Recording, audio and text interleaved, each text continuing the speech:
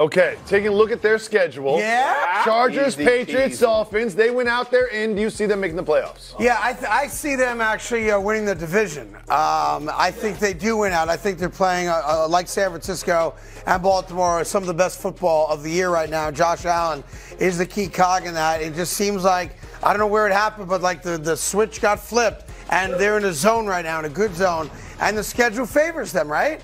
You know, they got through the two games that you questioned. Can they beat Kansas City and Dallas back-to-back? Bang! God. Yes, we can. And yes, we do. Now, they're the biggest favorites this upcoming weekend, the holiday weekend with Christmas coming up, as they play the Chargers. No quarterback, no coach, obviously. Yeah. So they win that game. New England's a piece of cake walkover for them. And then, of course, it's the game of the year in the AFC East, because I'm of the belief that Miami loses to Dallas this weekend. That's the one loss the Dolphins have to suffer for the Bills to have a chance to actually win the division. And yes, they have an even tougher game, arguably, after that against the Ravens. So I think the Buffalo Bills, with all the nonsense that's gone on, with Sean McDermott and Stephon Diggs and the up and down offense and players-only meetings and all the crap, all of a sudden, you know, the schedule broke for them in a good way. Back-to-back what should be relatively easy wins, albeit on the road this weekend against the Chargers. And then it all comes down to Week 18. But, you know, raise your hand. Like, if you're an AFC team that's fighting for either a division title or one of those 3 wild card spots, do you want the Buffalo Bills right now? Hell no. Absolutely. And here's why. Because as great a story as the Browns are, and I think they're getting in, it's still 40-year-old Joe Flacco. You got Browning in Cincinnati, yeah, has done a great job, but he's still a backup quarterback, and there's a bad game coming. Gardner Minshew has had some great moments this year, and he's balling out, but not great. Right. You've got Texans without C.J. Stroud. Yeah. You've got the Steelers now with Mason Rudolph as their starting quarterback. And, of course, you've got, you know, the dysfunctional situation between Sean Payton and Russell Wilson. So of all those teams, it's not debatable. The Bills have the best quarterback. Yeah. And I keep getting told it's a quarterback league. Yeah, I mean, think about where this team was 2 weeks ago, right? After losing to Philly, going to Arrowhead, like you said, winning, then coming home, beating the Cowboys. And think about this. Like, they've talked themselves and they've willed themselves to this position right now. If you're a team right now, you need this confidence this time of year. Because you don't need Josh Allen playing your best football, because he didn't against the Cowboys, and you still beat the hell out of the Cowboys. Now you're going 3 weeks left in the season, and you're saying to ourselves, we can beat anybody if we remain hungry and stay hungry. And the fact that you get this defense backing Josh Allen with a run game, man, this is exactly what Buffalo Bills football is. And something very strange happened. If I go back in time just 2 weeks, and we didn't spend a lot of attention talking about the aftermath, but when the 2019 comments of Sean McDermott came out, where he compared, you know, the 9/11 attack on New York and America to a football team being on the same page, really stupid comments, which he's apologized for multiple times, they beat Kansas City that week. Yeah.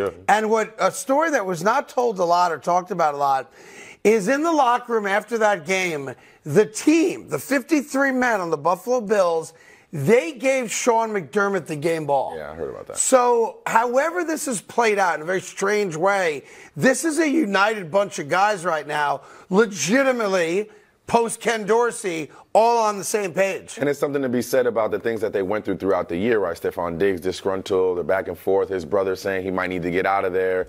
And then you take that and now they rally around each other and rally around the coach. I think that's the biggest telltale sign of a team that's ready to make a push into the postseason and ready to put everything in front of them and put all their chips in and be ready to rock and roll. The biggest thing is that they're actually running the ball without Josh Allen. Yeah, Josh Cook's Allen a beast. isn't forced to be all world anymore. They have a running game, and they have something to fall back on. Of course, he can pass it and do all the things with it. Yeah, and that to me, when you talk about the Bills, the two question marks you have is Josh Allen turning the ball over, and defensively, how good can they be? You know, they lost their starting middle linebacker, they lost starting cornerback, lost the starting defensive lineman. They've been through the gauntlet with injuries, but all of a sudden, you know, you guys can speak this better than us, of course.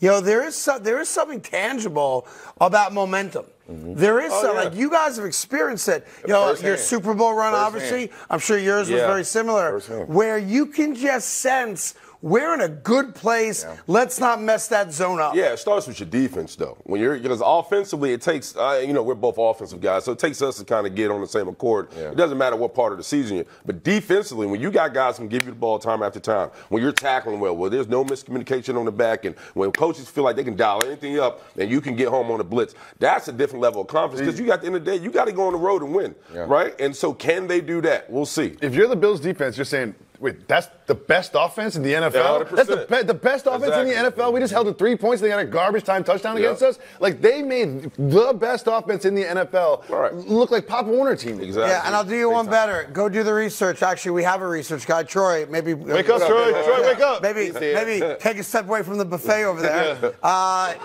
Troy's like, I haven't eaten in days. The Sean McDermott December record with the Bills is stupid. Wow. They almost don't lose since he got to Buffalo. And if they could continue that like last year, undefeated in December going into January, then the Buffalo Bills are a very tough team.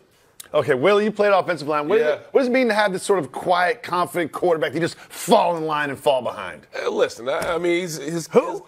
Right. No, I mean, the guy just speaking highly of his quarterback. Nothing he's saying that we're not aware of about Brock Purdy. He loves his quarterback. Most offensive linemen do, especially when they carry you into the playoffs and you got a chance at a Super Bowl. It's also gift-giving season. It's gift-giving season. It's Christmas. He's probably going to get a TV or something, a nice suit. So we'll see what happens. These just talk about O-line get the best gifts. Like, why? I mean, I get it, a quarterback thing, but receivers, you didn't get a good gift? Not a good. Because here's how it goes. You should get your quarterback a gift. What did you get? I think he got us some UGG slippers one year. Oh, those are free, too. He got those for free, too. That's what you get from your nana. And then the entire O-line got, like, PS4s. Like, whoa, see? Come on, Eli. First off, I just want to say this about my dear friend Eli Manning.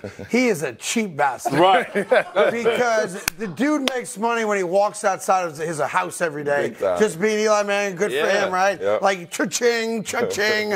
And he bought you guys a $250 gift. Or some Beats by Dre headphones that probably were free also. Yeah, I'm telling you. And now because all these gifts are made public, I'm sure in the next couple of weeks, we'll have these stories about how cheap some quarterbacks are. Oh, man. But to be fair to Brock Purdy, he ain't making any money. Yeah. So if look at his O-line like, that's true. If Brock Purdy bought you a PS4 or 5 even, let's say that, let's say you really splurged at GameStop, it's like, I don't tell you your stock, but I'll buy a couple PS5s from my offensive linemen and wide receivers, he might not be able to afford that. Exactly. Eli Manning, he can afford that. Slippers, that was disappointing. Yes, Eli. slippers. I still got them too. They're pretty cool. I saw Trevor Lawrence, by the way, last week got his offensive lineman golf carts. Really? Which, in a retirement community like Jacksonville, that's a good idea. That's pretty fire. That pays a dividend. Plus, you guys like to walk around much anyway. I'm still trying to figure out why we're playing quotes. No disrespect, I'm sure he's a lovely guy. From a dude named Colton McKivitz. He's a good player. Hey there, thank you so much for watching The Carton Show. You can subscribe right here to get all the latest bits and segments from the show. And by the way, while you're at it, we have a lot of great shows on FS1, so check them out too.